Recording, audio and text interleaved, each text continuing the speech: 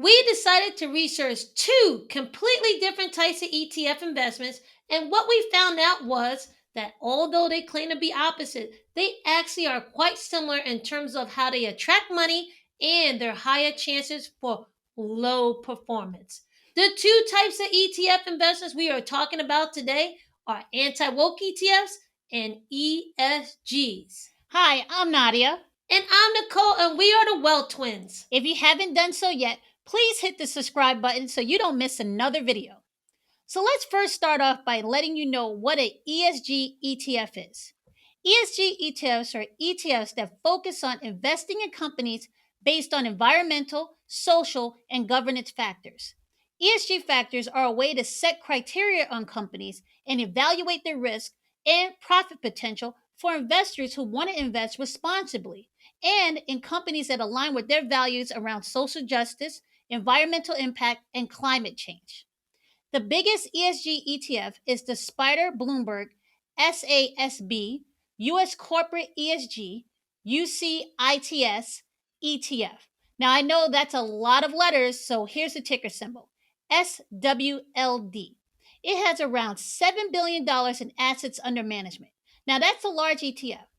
And these ETFs like this are very popular because they advocate sustainable investing and are seen as a way to help, or let's say influence, companies to improve their business practices around climate change and social issues. What's interesting is that not everyone is excited about the adoption of ESG factors and how they actually haven't started to influence cash investments and company business decisions. ESG investing has even actually become a trigger word for some and is now being used by conservative investors and politicians as a way to capture money, rally their base, and push their own agendas.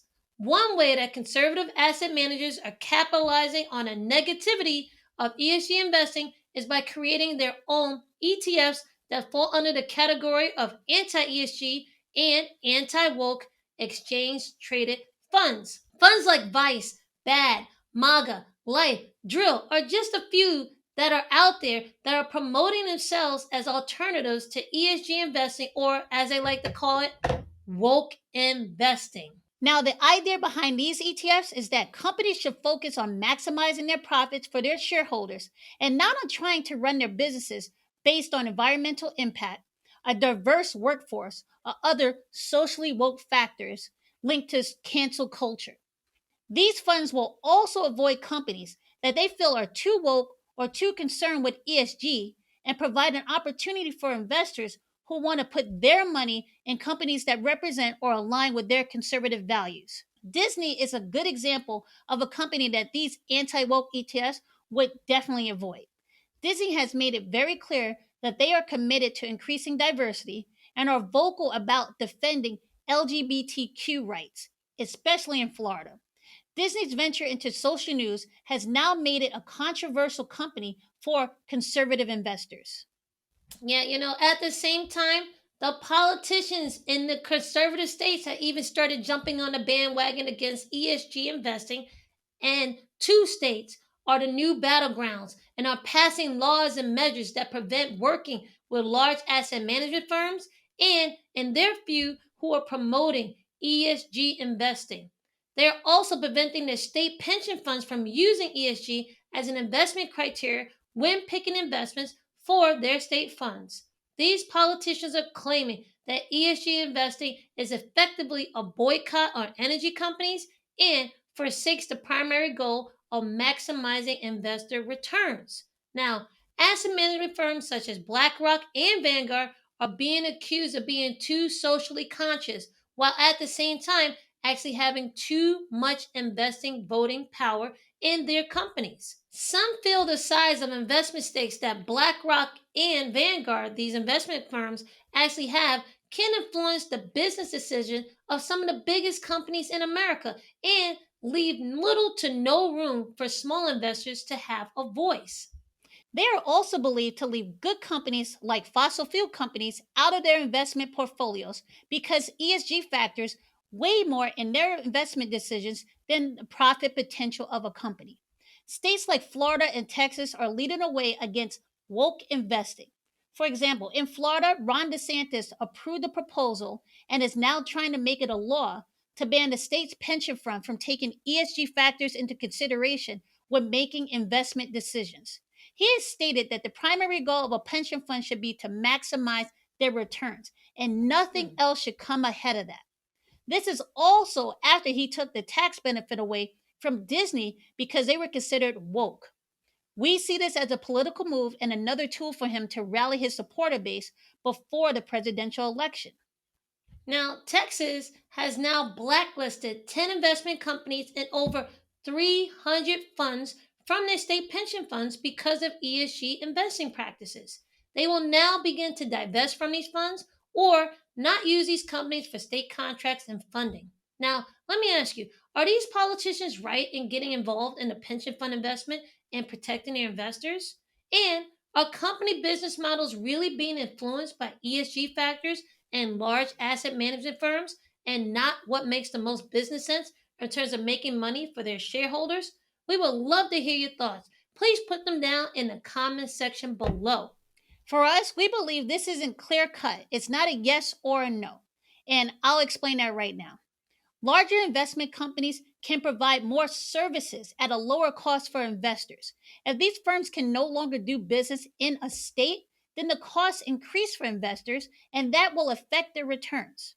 Additionally, risks like climate change are not captured on balance sheets. So if you're forced to invest in companies without taking ESG into consideration, that could be potentially investing in companies that have a higher risk to their business models, which means more risk to your investment and nothing to offset that risk. Now, I will argue this is actually hurting the investor, especially in states like Florida, where weather related events is a very big risk. Wouldn't you want climate change to be a factor when you're investing and you want to be able to mitigate that risk? Yeah, I mean, for us, I believe so, but you never know. We also don't believe politicians really care about what pension funds are actually investing in. Yep. We believe the real answer lies in the money trail. Because let me tell you, if you ever follow the money trail, you'll most likely see that these politicians and attorney generals, they're probably getting paid by lobbyists and companies that have practices that if they were required to report and change those practices, will probably be negatively impacted, and they want to use capitalism to push their political candidate to the forefront of the upcoming elections. At the end of the day, regardless of the politics or perceived agendas, the main thing to be concerned with is how ESGs and anti woke ETFs are actually affecting the individual investor. In our opinion, anti woke and ESG ETFs investing is a double edged sword for investors. Most of the funds in either anti ESG or in ESG don't actually do what they say they do. For example, the ETF called Vice, which if you don't understand, a vice is something in investing called like gambling or alcohol. This fund has a percentage of its holdings in companies that have nothing to do with vices. Some of its holdings are under drone technology research or in companies like Walmart. It has nothing to do with the underlying premise of the fund. There are also funds that are out there putting politics way ahead of profits, even though they say there aren't. For example, Drill. It is strictly a political fund, in my opinion. The premise of this fund is to depoliticize business, but they want a large amount of assets under management so they can be a countervote on companies where the larger asset managers are pushing their ideas where the company should go, especially when it comes to environmental impact, like drilling for fracking or fossil fuels. They also want to influence hiring practices and do away with diversity quotas. One of the largest investors in this fund is Peter Thiel, who also is the creator of PayPal. He has been very political and pushes his influence in politics right now. And just look at the articles that the CEO of Strive Asset Management had wrote in the New York Post and the Wall Street Journal.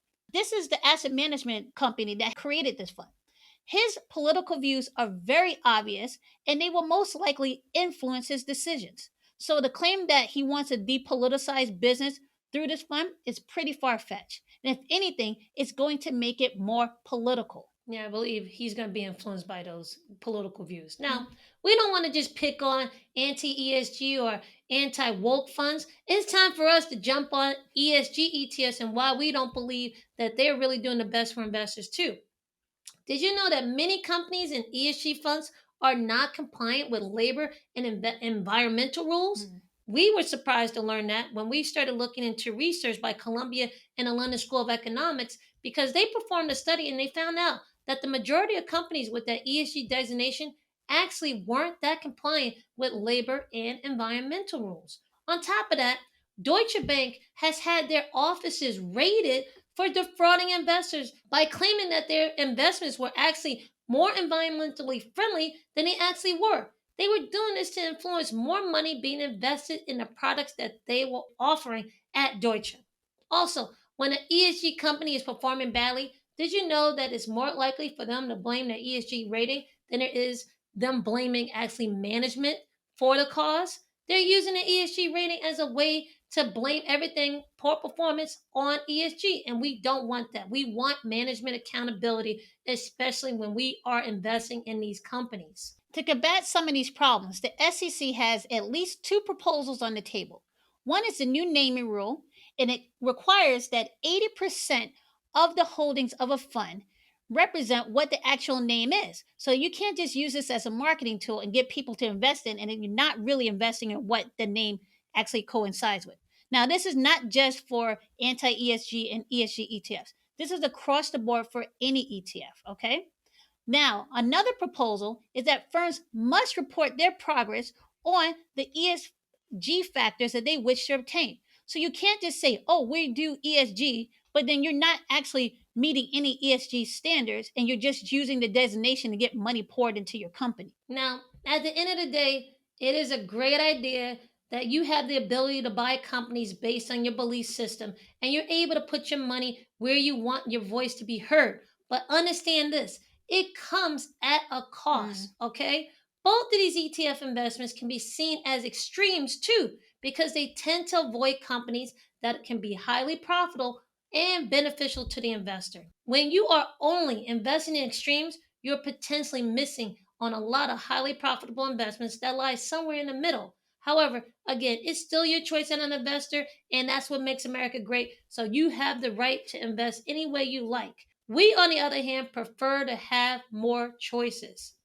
ETF investments can be great for your portfolio because they offer diversification without much risk or attention on your part. But that doesn't mean they are risk free. If you want to protect yourself when you're investing in an ETF, we suggest you first don't fall for a money grab and fall for the marketing gimmicks, but based on the name. Go more than surface level and look at what the fund actually holds and what they're investing in. We also want you to learn the other factors you need to consider when you're buying ETF investments. There are a whole host of them, and we go into detail in this video right here. So make sure you check it out.